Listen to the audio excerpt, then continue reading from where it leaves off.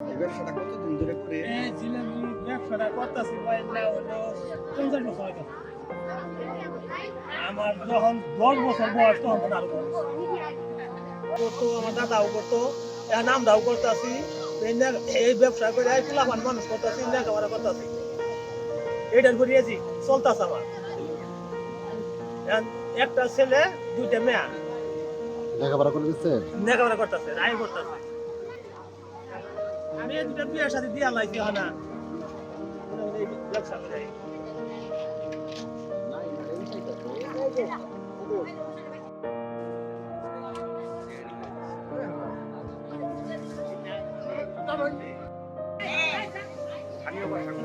স্থানীয় ভাষা অনারম্ভ আমার আব্বা ওই